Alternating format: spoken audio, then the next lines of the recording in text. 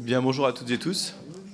Je propose de commencer cette séance de commission en nommant le rapporteur du projet de loi constitutionnelle adopté par le Sénat portant modification du corps électoral pour les élections au Congrès de la Nouvelle-Calédonie et aux assemblées de province de la Nouvelle-Calédonie. Et j'ai reçu la candidature de M. Nicolas Metzdorf, qui est donc nommé rapporteur. Pour ce matin, nous examinerons le projet de loi ratifiant l'ordonnance numéro 2023-389 du 24 mai 2023, modifiant les dispositions du Code général de la propriété des personnes publiques relatives à la Polynésie française. Un texte qui est un projet de ratification d'une ordonnance prise sur l'application de l'article 74-1 de la Constitution qui permet au gouvernement de prendre des mesures d'adaptation législative dans certaines collectivités d'outre-mer. Et dans cette hypothèse, la ratification parlementaire de l'ordonnance est obligatoire dans un délai de 18 mois. Le projet de loi a été délibéré en Conseil des ministres le 24 janvier dernier, adopté par le Sénat le 14 mars. Il nous arrive et il est au rapport de M. Adrien Gomy, à qui je laisse la parole. Monsieur le rapporteur, bienvenue à la Commission des lois. Merci, Monsieur le Président. Mes chers collègues, en préambule, je tiens à vous remercier pour l'accueil qui est le vôtre dans la Commission des lois, et également pour féliciter l'administrateur Adrien Gros qui m'a accompagné dans l'ensemble des travaux qui ont été les miens, et notamment dans le cadre des auditions. Et on peut le féliciter, on a la chance d'avoir des administrateurs de grande qualité. Nous sommes aujourd'hui réunis, ça a été rappelé par le Président, pour examiner le projet de loi ratifiant l'ordonnance du 24 mai 2023, modifiant les dispositions du Code général de la propriété des personnes publiques relatives à la Polynésie française. Cette ordonnance rend l'État compétent pour définir les règles applicables à son domaine privé. Elle répare ainsi un oubli, une omission du législateur, organique comme ordinaire, et tire les conséquences des évolutions du statut de la Polynésie française intervenues en 2019. Avant de présenter plus en détail le contenu de l'ordonnance, une brève présentation du cadre juridique me semble utile. De manière générale, les biens qui appartiennent à l'État se répartissent entre son domaine public et son domaine privé. Les biens du domaine public sont soumis à un régime exorbitant de droit commun qui assure leur inaliénabilité et leur imprescriptibilité. Ils doivent être soit affectés à l'usage direct du public, soit affectés à un service public, pourvu qu'en ce cas, ils fassent l'objet d'un aménagement indispensable à son exécution. Les biens du domaine privé, quant à eux, sont définis par opposition au domaine public. Il s'agit des biens dont l'État est propriétaire et qui ne relèvent pas du domaine public. Les biens du domaine privé sont principalement soumis aux règles du droit privé, même si le fait qu'ils appartiennent à une personne publique les rend incessibles à vil prix et insaisissables. En Polynésie française, le domaine privé de l'État représente un peu plus de 12 km². Il s'agit principalement d'immeubles de bureaux ou d'habitations, mais également de quelques bâtiments techniques. Ces biens sont détenus par les ministères civils ou par le ministère des Armées, ainsi que par des opérateurs tels que Météo France ou l'IFREMER, l'Institut français de recherche pour l'exploitation de la mer. En France hexagonale et dans l'essentiel des territoires d'outre-mer, sous réserve de leurs compétences, c'est le Code général de la propriété des personnes publiques, le fameux CG3P, qui organise les règles de la domanialité publique comme privée. Ce code est entré en vigueur en 2006. Toutefois, l'extension des règles intéressant les biens du domaine privé n'a pas été possible en Polynésie française, car le statut organique de 2004 ne prévoyait pas que l'État puisse légiférer sur son domaine privé et sur celui de ses établissements publics. En tant que collectivité d'outre-mer de l'article 74 de la Constitution, la Polynésie française est régie par le principe de spécialité.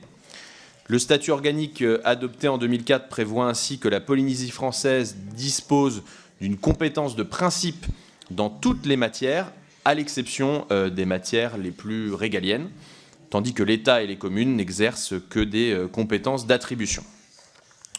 De plus, dans les matières qui relèvent de la compétence de l'État, les dispositions législatives et réglementaires doivent comporter une mention expresse pour être applicables, sauf dérogation. Or, jusqu'à sa modification par la loi organique du 5 juillet 2019, et bien que l'État soit propriétaire de son domaine privé, le statut de la Polynésie française ne prévoyait pas que l'État puisse légiférer sur son domaine privé et sur celui de ses établissements publics. L'État détenait une compétence d'attribution strictement limitée aux règles intéressant son domaine public.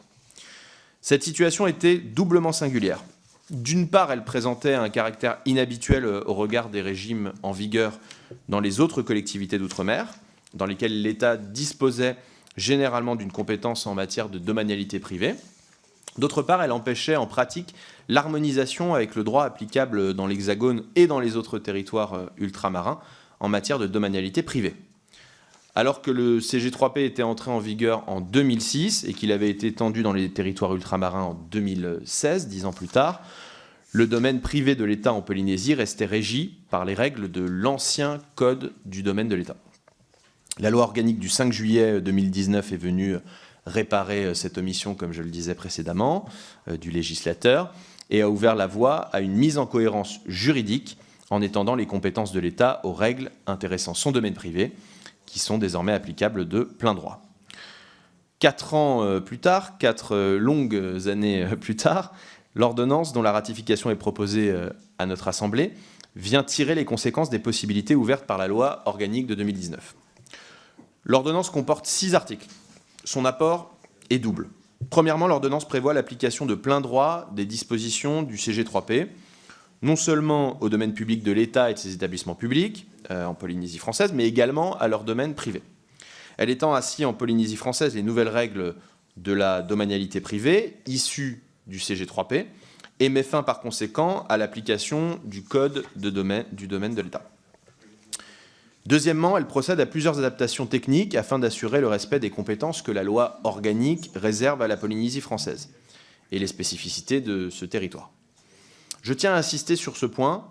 L'ordonnance s'inscrit dans le respect absolu des compétences de la Polynésie française telles qu'elles sont prévues par le statut. Elle n'empiète aucunement sur les compétences de la Polynésie. La majeure partie de l'ordonnance s'attache au contraire à identifier précisément, on pourrait même dire chirurgicalement, les dispositions qui ne pourront pas s'appliquer en Polynésie, ainsi que celles qui devront être adaptées. Lors des auditions que j'ai conduites la semaine dernière, mon attention a notamment été attirée sur la question des biens publics culturels. Je souhaite remercier à ce titre les représentants de l'Assemblée de Polynésie française, ainsi que nos collègues Méréana Redarbelo et Thématé Le Gaïc, pour leur participation à cette audition.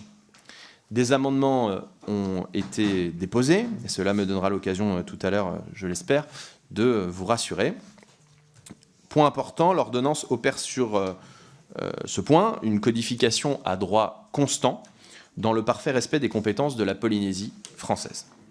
Avant de conclure mon intervention, je dirai quelques mots de la méthode suivie par le gouvernement qui a fait le choix de recourir à une ordonnance de l'article 74-1 de la Constitution. Comme vous le savez, l'article 74-1 de la Constitution permet au gouvernement d'étendre et d'adapter par ordonnance les dispositions de nature législative en vigueur dans l'Hexagone. À la différence des ordonnances de l'article 38, les ordonnances de l'article 74-1 doivent impérativement être ratifiées par le Parlement dans les 18 mois suivant leur publication, sous peine de devenir caduques, ça a été rappelé par le Président tout à l'heure. Cela préserve le rôle du Parlement, qui est nécessairement saisi sur le projet de loi de ratification. Il faut donc se féliciter de la méthode choisie, qui associe la souplesse nécessaire à la prise de mesures sur un sujet technique et qui garantit un contrôle parlementaire effectif au moment de la ratification. En conclusion, je ne serai pas plus long, le projet de loi de ratification que nous nous apprêtons à examiner clarifie les règles applicables au domaine privé de l'État en Polynésie française et contribue plus largement à assurer l'accessibilité et l'intelligibilité du droit en Polynésie française. Je vous propose donc de l'adopter. Je vous remercie. Merci, monsieur le rapporteur. J'ai donné la parole aux orateurs des groupes pour une durée de 4 minutes maximum. On commence par monsieur Guillaume Gouffier-Valente pour le groupe Renaissance. Merci, monsieur le président, monsieur le rapporteur. Bienvenue à la commission des lois.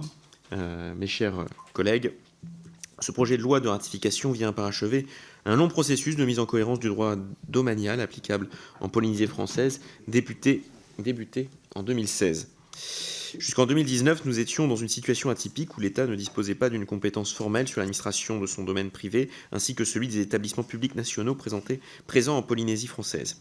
La loi organique du 5 juillet 2019 est venue corriger cette situation en prévoyant la compétence expresse de l'État sur ces domaines, en plus de son domaine public.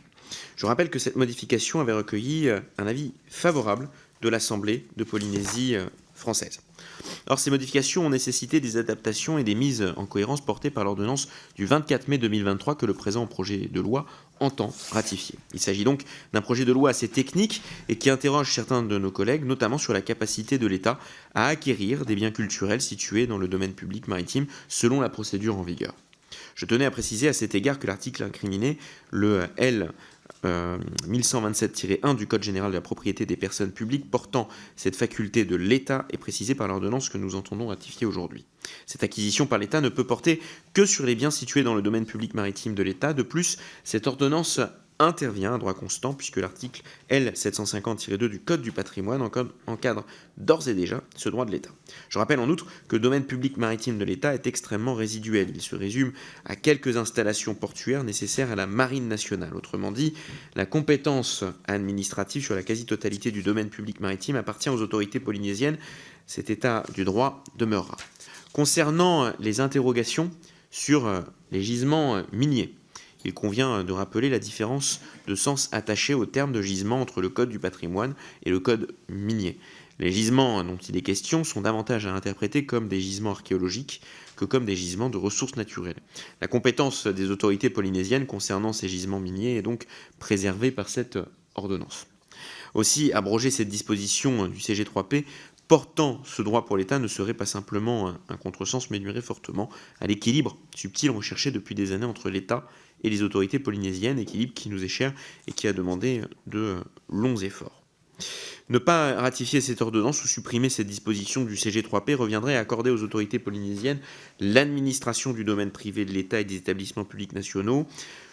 Nous croyons que cette logique est non seulement contre-productive d'un point de vue pratique, mais également contre l'esprit de concorde que nous recherchons toutes et tous. Aussi, vous vous en doutez, le groupe Renaissance soutiendra bien évidemment ce projet de loi. Je vous remercie. Merci Madame Laurence Robert Dehaut pour le groupe Rassemblement National.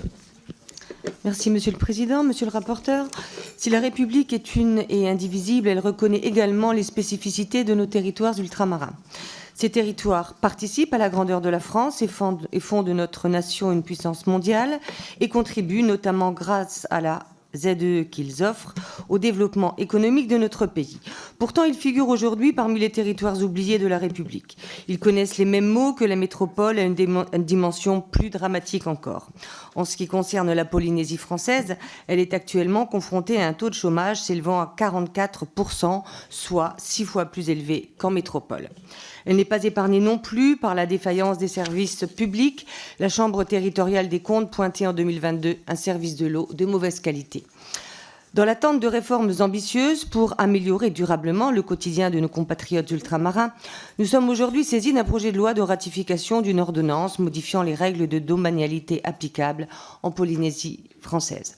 Elle fait suite à une loi organique de 2019 mettant fin à une ambiguïté législative, source d'illisibilité et d'insécurité juridique, qui déniait à l'État le droit de légiférer sur son domaine privé et sur le domaine des établissements publics nationaux situés en Polynésie.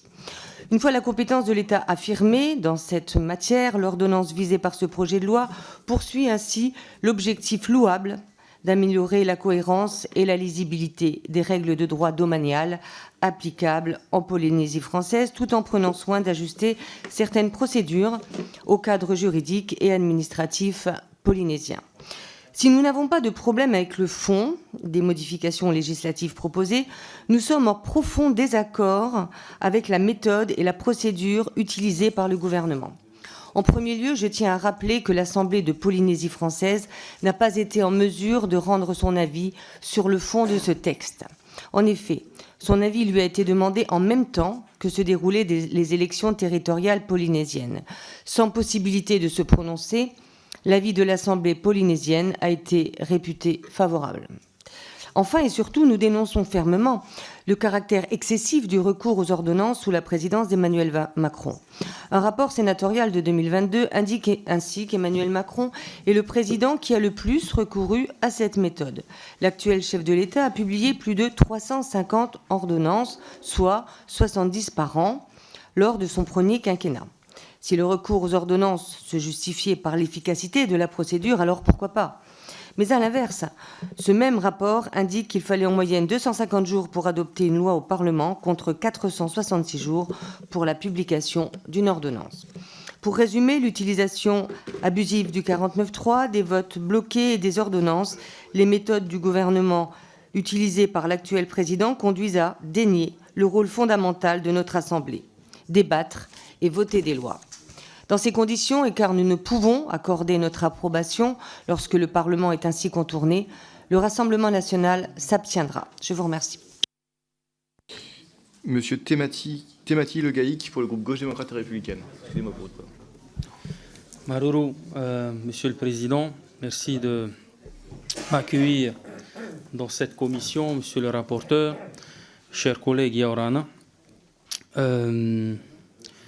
Je voudrais en liminaire remercier le rapporteur d'avoir organisé en express l'audition la semaine dernière des autorités polynésiennes, comme il a rappelé dans son rapport, et du coup m'inscrire en faux dans ce qui a été dit sur le fait que la Polynésie n'a pas pu donner son avis en 2023, lorsque l'ordonnance a été prise, parce qu'on était en pleine élection territoriale. Donc la Polynésie n'a pas pu donner son avis, et quand la Polynésie ne peut pas donner son avis par le vote, de facto, il est dit qu'on accepte. Mais la Polynésie n'a pas pu, même en commission, examiner cette ordonnance. Comme le rapporteur l'a dit, nous n'avons pas d'avis particulier à donner sur le domaine privé de l'État, puisque c'est à l'État de gérer son domaine privé.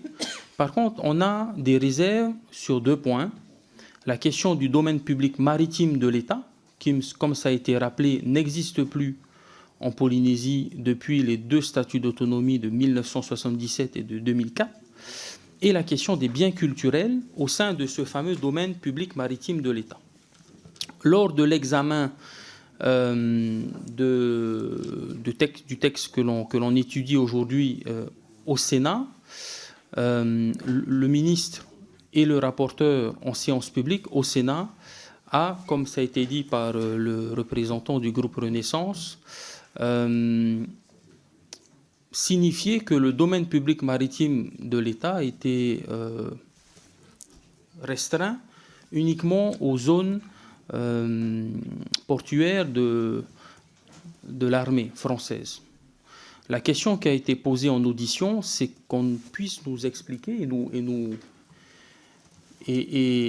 nous dire aux autorités polynésiennes quelle est la liste des zones dont l'État pense être propriétaire.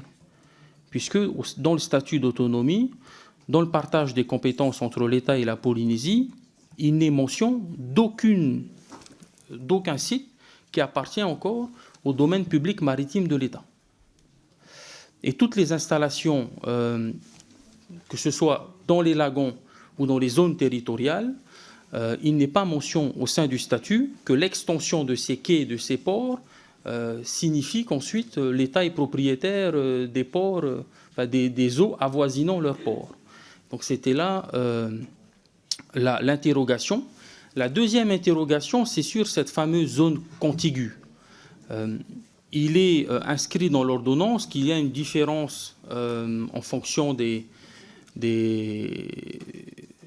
miles marins entre la terre et la zone économique exclusive.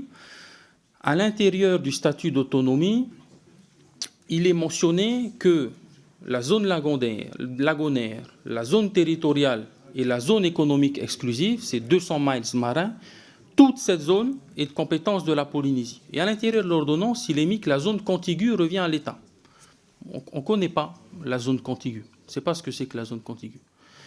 Et donc, de toute façon, vous connaissez, monsieur le rapporteur, toutes ces interrogations. C'est ce qui a été dit par les autorités polynésiennes lors de l'audition, et rappeler que les 5 parlementaires polynésiens, quelles que soient nos sensibilités, autonomistes ou indépendantistes, les 3 députés et les 2 sénateurs ont déposé les mêmes amendements pour les mêmes craintes, sans qu'on ait pu avoir des réponses sur ces craintes. Voilà.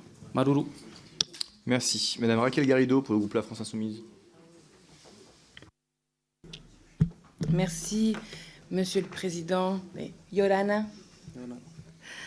C'est une discussion un peu paradoxale lorsque, ici, à Paris, à l'Assemblée nationale, nous abordons des sujets qui, par l'histoire longue du pays et aussi par des règles constitutionnelles, ont été ventilés dans des compétences séparées, distinctes, entre la métropole, les Outre-mer, en l'occurrence la Polynésie française. Et c'est un exercice délicat que de se prononcer dans ce cadre de l'article 74-1 de la Constitution qui respecte les compétences de la Polynésie française. Alors, dans cet exercice original, le fait que la Constitution nous réserve à la fois le pouvoir exécutif et, d'une certaine manière, le pouvoir législatif, la possibilité d'étendre par ordonnance des normes qui s'appliquent ailleurs, est à manier avec beaucoup de précautions, parce qu'effectivement, on court le risque, par cette procédure de l'ordonnance, dont vous savez qu'elle vient directement atteindre au pouvoir législatif, dans la mesure où c'est l'article 34 de la Constitution et le domaine de la loi qui va être sacrifié en quelque sorte au bénéfice d'un pouvoir exécutif qui normalement devrait être circonscrit au domaine du règlement fondé sur l'article 37 de la Constitution. Eh bien, dans cette procédure, on va dire un peu rapide, risque de se perdre la qualité de la délibération et de l'exercice du pouvoir, j'ose pas le mot souverain, mais en tout cas du pouvoir respectif des habitants, des représentants de la Polynésie française et du reste de la nation. Alors, ces préventions étant dites, sur le fond, cela a été rappelé par les orateurs avant moi, en ce qui concerne le domaine privé de l'État, il n'y a pas d'opposition concrète, matérielle, à l'extension des règles en vigueur dans le Code général du sujet 3P à la Polynésie française, ne serait-ce que parce qu'il y a, si j'ai bien compris, besoin de pouvoir agiliser ou clarifier le statut juridique de ce patrimoine, notamment pour construire des logements sociaux ou des logements tout court. Il y a des préventions, elles ont été très bien expliquées par mon collègue Thémathilde Gaïc, en ce qui concerne la partie publique et notamment la partie maritime, avec un certain nombre de flous qui persistent. Nous soutiendrons les amendements qui visent à clarifier ces doutes-là, parce qu'effectivement, il nous semble que notre travail dans de telles circonstances est de s'aligner sur le point de vue des Polynésiens et nous-mêmes, en tant que pouvoir législatif, de s'assurer qu'on ne laisse pas le pouvoir exécutif trop prémâcher le travail à notre place. Alors, je tiens pour terminer, quand même souligner que dans ce type de procédure, il existe cette règle de la caducité de l'ordonnance au bout de 18 mois, faute de ratification, qui est une règle, collègues, qu'il nous faudrait étendre à toutes les ordonnances. C'est vraiment quelque chose qui est une règle de novation constitutionnelle dont j'espère que nous aurons bientôt l'occasion de parler. Merci. Monsieur Philippe Gosselin pour le groupe Les Républicains. Oui, merci Monsieur le Président. Quelques mots effectivement au nom du groupe. D'abord pour se réjouir de parler à nouveau ici des territoires ultramarins ou des collectivités d'outre-mer. Ce n'est pas si souvent, même si dans quelques semaines nous aurons des textes sur la Nouvelle-Calédonie et que l'on a revu il y a quelques longs jours le texte sur les élections provinciales, mais c'est l'occasion de rappeler les spécificités effectivement ultramarines. On n'a pas l'occasion aussi régulièrement que ces derniers temps d'expliciter l'article 74 de la Constitution. Et moi, je suis toujours très soucieux de l'autonomie des territoires, de leur statut et de l'avis des élus. Et c'est pour ça que je regrette que les élus de l'Assemblée territoriale de Polynésie n'aient pas pu vraiment s'exprimer sur le sujet sujet. On a bien entendu dans la bouche de notre collègue Temataï Le Gaïc qu'il n'y avait pas d'opposition de principe, mais c'eût été préférable qu'on puisse les entendre. Et c'est toujours étonnant dans cette fabrique de la loi de voir combien on perd de temps sur certains sujets, qu'on accélère sur d'autres, et ces coups d'accordéon sont toujours un peu compliqués à gérer. Bon, ceci étant, il s'agit ici de ratifier une ordonnance sur la domanialité. Ça a été expliqué tout à l'heure et par notre rapporteur suite à une loi organique de 2019. Les compétences de l'État sont réaffirmées, c'est assez classique, même en tenant compte de l'autonomie de la collectivité en question et du territoire en question. Le domaine privé de l'État est conforté, et je crois qu'en même temps, il faut pouvoir donner plus de cohérence et de lisibilité à ce droit domanial, et pour permettre notamment, mais pas que, des déconstructions. Et je refais miennes les paroles de Temataï Le Gaïc concernant un certain nombre d'interrogations et peut-être d'amendements qu'il faudra pousser. Dans tous les cas, et compte tenu de ces éléments, il n'y aura pas d'opposition du groupe Les Républicains sur le sujet, et nous voterons vraisemblablement, j'allais dire, le texte. Ça dépendra de la suite de nos débats, mais effectivement, rien de choquant, rien de bien gênant dans ce qui est proposé là. Au contraire, une clarification et une lisibilité qui nous semblent nécessaires. Merci Madame Mathilde Desjoncker pour le groupe démocrate. Merci Monsieur le Président, Monsieur le rapporteur, chers collègues. L'ordonnance du 24 mai 2023, attendue par un grand nombre de Polynésiens, tente à clarifier le régime du droit domanial de la Polynésie française. Les spécificités géographiques et géologiques de la Polynésie française, avec ses 118 îles volcaniques et coralliennes, exigent naturellement la mise en place d'un régime juridique adapté. Ce texte met fin au régime de spécialité législative qui prévalait pour l'application des dispositions relatives au domaine public des établissements de l'État. Il aligne enfin le régime polynésien sur celui de l'applicabilité de plein droit pour ce qui relève du domaine public de l'État. Pour rappel, la loi organique du 5 juillet 2019 portant modification du statut d'autonomie de la Polynésie française est venue clarifier le droit domanial applicable sur ce territoire en étendant expressément la compétence de l'État à son domaine privé ainsi qu'au domaine public et privé de ses établissements publics en Polynésie française. Consultée sur le projet de loi organique en 2019, l'Assemblée de Polynésie française avait émis un avis favorable sur cette évolution. En dépit de l'évolution de la loi statutaire de la Polynésie française en 2019, les dispositions du CG3P applicables à la collectivité n'avaient toujours pas fait l'objet d'une actualisation et n'avaient donc pas d'effet juridique. L'ordonnance du 24 mai 2023, modifiant les dispositions du CG3P relatives à ce territoire, vient donc traduire cette nouvelle répartition des compétences entre l'État et la Polynésie et prend en compte l'évolution du régime d'applicabilité du droit domanial dans la collectivité en procédant à l'extension des règles du CG3P relatives à l'acquisition, la gestion et la cession des biens relevant du domaine privé de l'État et de ses établissements publics. Ainsi, l'ordonnance contribue à rendre le droit domanial applicable sur ce dit territoire plus accessible et surtout plus intelligible. Pour ce territoire, donc, qui s'étend sur une superficie comparable à celle de l'Europe, la multiplicité des régimes applicables rendait jusqu'à présent le droit patrimonial incompréhensible. Une telle clarification était donc essentielle. Pour toutes les raisons que je viens d'évoquer, le groupe démocrate votera donc ce texte. Je vous remercie. Merci Monsieur Roger Vico pour le groupe socialiste. Oui, merci Monsieur le Président.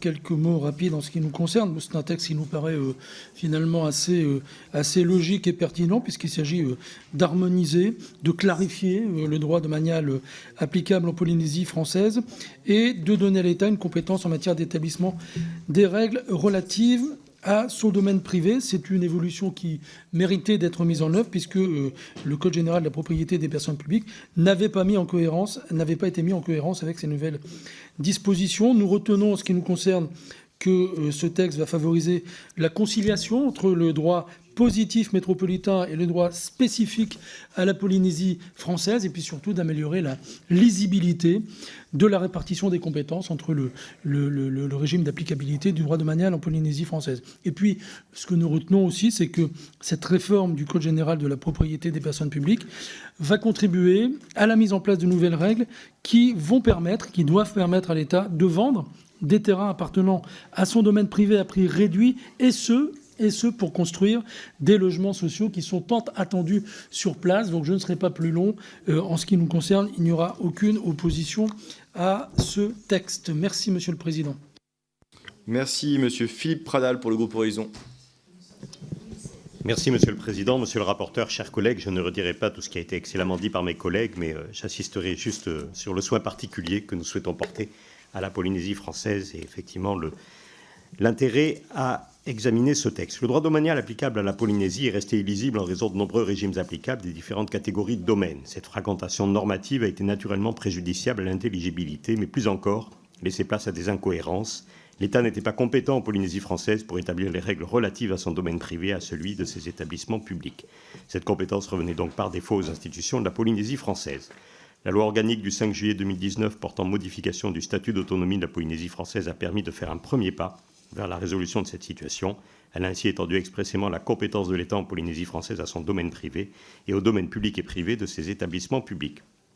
Cependant, cette réforme ne peut être pleinement effective sans une mise en cohérence concrète du Code général de la propriété des personnes publiques. En effet, la loi organique ne permet pas à elle seule d'identifier dans le dit code les règles applicables avec ou sans adaptation et celles qui ne sont pas expressément étendues. L'ordonnance numéro 2023-389 du 24 mai 2023 traduit dans le Code général de la propriété des personnes publiques consacré à la Polynésie française la nouvelle répartition des compétences entre l'État et cette collectivité qu'a opéré la loi organique du 5 juillet 2019. Elle permet ainsi de compléter la partie législative de ce code consacré à l'outre-mer en renforçant, tant pour les praticiens que pour les usagers, la cohérence et l'intelligibilité des règles de droit domanial applicables en Polynésie française. Si cette ordonnance donne davantage de lisibilité au droit domanial en Polynésie française, elle ne remet aucunement en cause les compétences de la collectivité, comme cela a été exposé par le gouvernement au Sénat, et c'est un point important. En conséquence, le groupe Horizon et Apparentés votera en faveur de ce projet. Merci. Monsieur Jean-Félix Ecoviva pour le groupe Liberté, Indépendants, Outre-mer et Territoires. Merci Monsieur le Président, Monsieur le rapporteur, mes chers collègues. Notre groupe votera pour la ratification de cette ordonnance qui participe à une démarche, cela a été dit par d'autres orateurs, de clarification du droit domanial applicable en Polynésie française. Disons-le clairement, c'est un texte évidemment très technique, mais cela n'en fait pas pour autant une affaire négligeable pour la Polynésie. Avec ses 118 îles et ses 4200 km² de surface émergée, la gestion des biens du domaine public et privé a une grande importance pour la collectivité. Nous relevons que ce texte s'inscrit dans la lignée de la loi que notre Assemblée avait adoptée en 2019 pour clarifier les compétences entre État et collectivités en matière domaniale. La principale évolution est la consécration explicite de la compétence de l'État sur son domaine public et son domaine privé. Cette ordonnance permet ainsi de sortir définitivement du flou juridique qui persistait sur la question. Au stade de la commission, nous avons quand même deux interrogations pour le rapporteur. Donc, premier point, l'Assemblée de la Polynésie française a été saisie de l'ordonnance, mais n'a pas pu rendre un avis en raison du contexte électoral local 2023. En conséquence, son avis est présumé favorable. Nous souhaiterions savoir si les auditions du rapporteur lui ont permis de se rapprocher des élus locaux afin de connaître leurs remarques et éventuelles réserves sur le texte. Le second point, la question des biens culturels maritimes est très sensible en Polynésie. L'article 2 de l'ordonnance rend applicable un article du CG3P qui prévoit que les biens culturels maritimes situés dans le domaine public maritime sont acquis par l'État. En pratique, depuis les transferts opérés en 1996, la quasi-totalité du domaine public maritime appartient à la collectivité en Polynésie. Nous nous interrogeons donc sur l'opportunité de ces dispositions et sur les catégories de biens qui seraient concernées. Je vous remercie. Merci. Enfin, Monsieur Jérémy Jordanov pour le groupe écologiste. Merci, Monsieur le Président, Monsieur le rapporteur, chers collègues. Nous avons avec ce texte, une fois encore, une forme de mépris du gouvernement pour le Parlement. Je ne conteste évidemment pas le principe des ordonnances prises au titre de l'article 74-1 de notre Constitution, mais je regrette le recours à ces ordonnances pour certaines questions que le gouvernement entend se réserver sous couvert de leur technicité. Nous nous retrouvons aujourd'hui à débattre d'un projet de loi de ratification d'une ordonnance sur des sujets importants pour la Polynésie française, sans véritable travail législatif sur le fond du texte, sans délibération approfondie et éclairée par un travail préalable. Nous aurions pu et dû certainement avoir un temps d'échange et d'audition. Je crois que nos compatriotes polynésiens méritent à minima que nous prenions ce temps-là.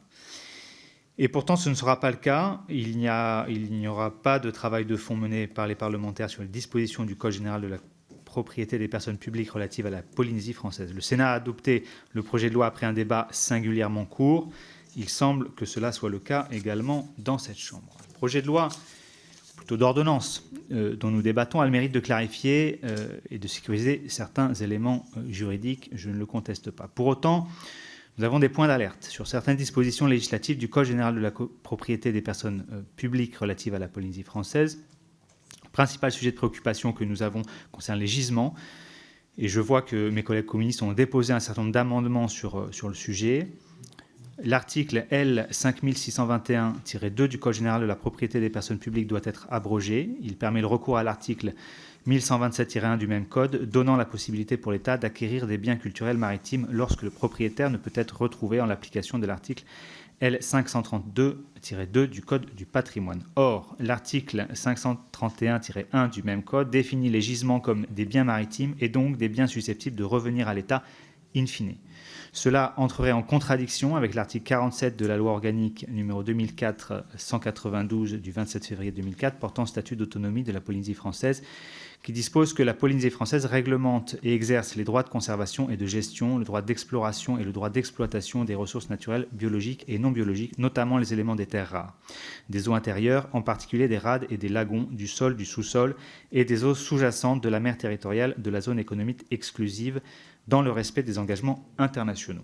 Il y a là un problème juridique qu'il s'agit de prendre en compte, monsieur le rapporteur.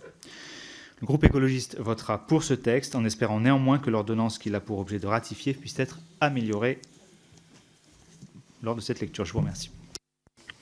Merci, monsieur le rapporteur. Si vous voulez apporter des réponses aux orateurs. Oui, tout à fait. Merci, monsieur le président. Je souhaiterais revenir rapidement sur les différentes interventions qui ont été faites, et notamment sur celle de ma collègue du Rassemblement national, puisqu'il semble y avoir une confusion. Je précisais bien dans mon propos liminaire que la méthode choisie par le gouvernement était d'avoir recours à une ordonnance de l'article 74-1. Il semble que vous ayez fait une confusion avec les ordonnances de l'article 38, puisque en effet il y a bien une consultation et une ratification par le Parlement. Ça me semblait important de le rappeler. Sur le fond, l'examen des amendements me permettra peut-être de rentrer davantage dans le détail, mais comme j'ai pu le dire à un certain nombre de collègues, et je réponds notamment à Thématé Le Gaïc et à Raquel Garrido, il ne faut pas qu'il y ait d'ambiguïté. La compétence... en réalité, je pense que les compétences sont respectées et nous n'empiétons pas sur les compétences de la collectivité. Et je pense que ça doit être dit et redit avec la plus grande clarté. J'entends vos interrogations tout à fait légitimes sur la définition notamment de la zone contiguë. J'y reviendrai tout à l'heure. Mais ça a été rappelé notamment par le rapporteur au Sénat, Thani Mohamed Soilihi. L'idée n'est vraiment pas de permettre à l'État d'agrandir sa compétence ou d'empiéter sur les compétences de la collectivité, notamment sur le domaine public maritime, donc, qui reste un domaine public très, très résiduel, qui d'ailleurs, j'ai posé des questions au ministère, j'y reviendrai tout à l'heure, est délimité très, très clairement. Le ministère des Armées nous a fait un point précis. Pour vous dire, d'après les éléments que j'avais reçus, ce domaine comprend les 3 zones suivantes: les zones où avaient eu lieu les essais nucléaires dans les atolls de Moruroa et Fangatofa. Donc là, il s'agit d'un domaine public maritime naturel. La base navale de Faréouté à Papette, il s'agit d'un domaine public maritime artificiel. Et donc, c'est bien important de repréciser ça. Je sais qu'on était passé assez rapidement sur le sujet au Sénat, mais dans tous les cas, n'ayez aucune crainte sur ce point. Et sur la méthode, je réponds à mon collègue Yordanov. Rassurez-vous, il y a eu des auditions qui ont été réalisées. Et je pense que c'était très important pour nous et pour moi en tant que rapporteur d'avoir votre avis et d'avoir l'avis du président notamment de l'Assemblée de Polynésie. Et je remercie mes collègues Thématé, Mereana et également la sénatrice Lana Tetuani pour les éléments qu'ils ont apportés. Pour le reste de l'argumentaire, si vous le permettez, Monsieur le Président, j'apporterai des précisions dans le cadre de l'examen des amendements. Je vous en remercie. Monsieur Gosselin, vous voulez... Oui, un mini-point pour mettre mes pas dans ceux du rapporteur. Je crois que ça, pour être précis, ça correspond à 12 km² et demi. Voilà, c'est l'ordre de grandeur. Donc c'est pour préciser à peu près. Bah oui, c'est peut-être 600, mais bon. Non, mais voilà, on n'est pas sur des milliers de kilomètres carrés, en rappelant qu'on a une ZEE de 5,5 millions de kilomètres carrés, 118 kilos. Donc voilà, ça donne un peu les proportions. Bien, donc je vais appeler les amendements. Peut-être une précision d'emblée pour vous dire que l'article unique ne fait pas l'objet d'amendements. Et donc nous allons pouvoir procéder au vote sur cet article unique sans autre forme de débat. Qui vote pour l'article unique? Qui vote contre? Il est adopté. Nous en venons donc aux amendements après l'article unique. Alors, est-ce qu'il y a un défenseur? Il n'y en a pas pour l'amendement numéro 1. Et Monsieur Le Gaillic, vous avez en revanche votre amendement numéro 2. Oui, les quatre amendements qui ont été déposés par nous, tous les 3 députés polynésiens. Dans les 3 premiers amendements, on propose la suppression de l'article L 5621-2 du CG3P qui renvoie à l'article L 1127-1 qui vient du coup étendre la question de la propriété de l'État sur les biens culturels dans la zone publique maritime de l'État en Polynésie. Et donc, comme je l'ai dit dans la discussion générale, on n'a pas d'opposition particulière sur l'ordonnance, si ce n'est que sur ce point-là. C'est la question de l'empiètement des compétences sur le domaine public maritime et sur la question des biens culturels. Et donc, je pense que comme ça a été dit par beaucoup de collègues, si on respecte la compétence de la Polynésie en ce qui concerne les biens culturels et en ce qui concerne le domaine public maritime, il n'est pas obligatoire d'étendre cet article L 1127, puisque de toute façon, il n'existe pas de domaine public maritime de l'État en Polynésie, à part Mururoa et Fongataufa. Il me semble qu'on n'a pas retrouvé les trésors du commandant Cousteau à Mururoa et Fongataufa. Il y a juste du plutonium issu des essais nucléaires français. Donc nous ne voyons pas l'intelligibilité de la loi dans l'extension de cet article dès lors qu'elle est résiduelle. Alors, le 4 n'est pas défendu et le 5 non plus. Il n'y a donc qu'un seul amendement. Et donc, votre réponse, monsieur le rapporteur? Merci, Monsieur le Président. Si vous le permettez, j'ai préparé un argumentaire qui, je l'espère, ne manquera pas de vous convaincre, chers collègues, et qui répondra également à l'amendement qui n'est pas défendu de ma collègue Mariana Redarbelo sur les gisements, et ça a été également abordé par notre collègue Yordanov. Alors, vous avez soulevé une question, d'ailleurs, qui a été soulevée à l'occasion de l'audition qui avait été réalisée la semaine dernière, et je vous en remercie, et qui fait écho à des craintes tout à fait légitimes, et qui avait également, d'ailleurs, été soulevée devant le Sénat par notre collègue, Lana Tetuani. Donc, je souhaite de nouveau vous rassurer, l'article L 5621-2 du CG3P n'entre pas en contradiction avec les compétences de la Polynésie française. J'ai vraiment regardé votre question avec la plus grande attention. Ma réponse va être un peu longue, mais ça me semble important. Donc l'article 5621-2 du CG3P a été créé par l'ordonnance dont la ratification est aujourd'hui proposée à notre Assemblée. Il procède par renvoi successif aux articles L 1127-1 du CG3P et L 531-2 du Code du patrimoine. Ces articles prévoient que les biens culturels maritimes qui sont situés dans le domaine public maritime de l'État et dont le propriétaire est inconnu appartiennent à l'État. Ces biens culturels maritimes doivent être entendus comme des gisements, je cite, gisements, épaves, vestiges ou généralement tout bien présentant un intérêt préhistorique, archéologique ou historique. Ces définitions sont rigoureuses et impliquent plusieurs choses. Premièrement, la codification se fait sur ce point à droit constant et ne modifie en rien le droit en vigueur applicable depuis déjà longtemps. C'est un point qui me semble particulièrement important, puisque, en effet, l'article L531-2 du Code du patrimoine est applicable en Polynésie française depuis la création de ce code en 2004. Deuxièmement, et je réponds notamment à l'interrogation de notre collègue et à l'amendement de Mariana Redarbelo, la notion de gisement doit être comprise comme un gisement au sens du Code du patrimoine, c'est-à-dire comme un gisement archéologique, ce qui exclut très clairement les ressources naturelles. L'article L 531-2 du Code du patrimoine prévoit explicitement qu'un gisement archéologique doit présenter un intérêt préhistoriques, archéologiques ou historiques. Cela ne vise donc absolument pas les gisements au sens du code minier, qui ne sont pas concernés par ce texte.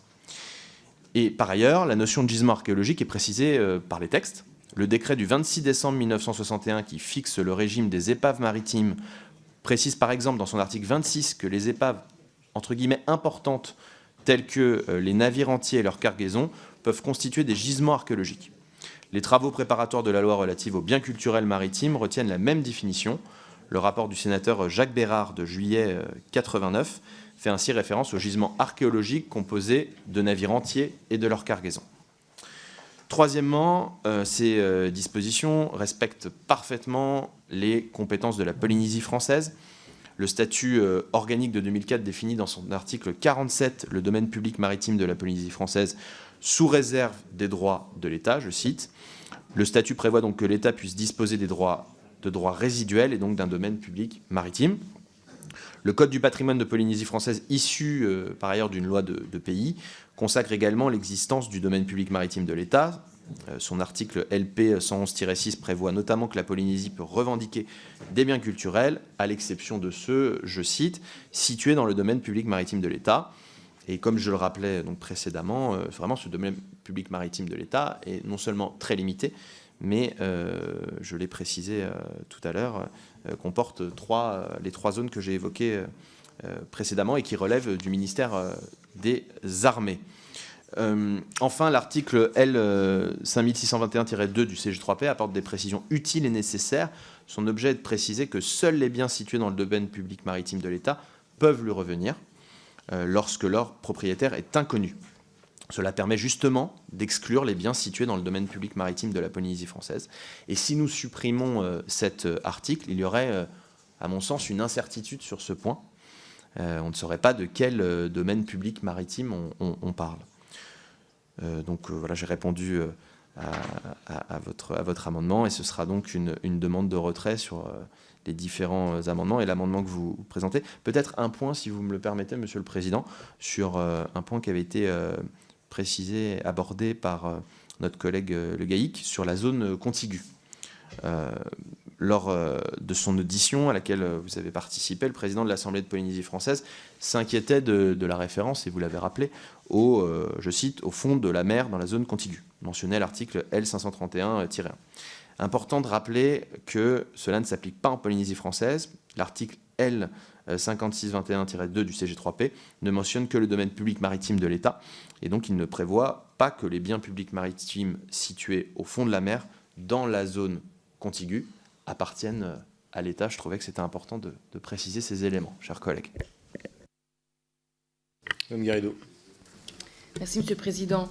Je voudrais insister sur le fait que l'alinéa 2 de l'article 74-1 prévoit bien que ces ordonnances doivent être prises après l'avis des assemblées délibérantes. Or, comme cela a été expliqué par nombre de nos collègues, il se trouve que l'ordonnance a été prise initialement dans une période électorale où il était absolument matériellement impossible pour l'Assemblée territoriale de Polynésie française d'émettre cet avis, de sorte que son avis favorable ou réputé favorable, faute d'avis, est en quelque sorte extorqué. Et là-dessus, on peut être d'accord.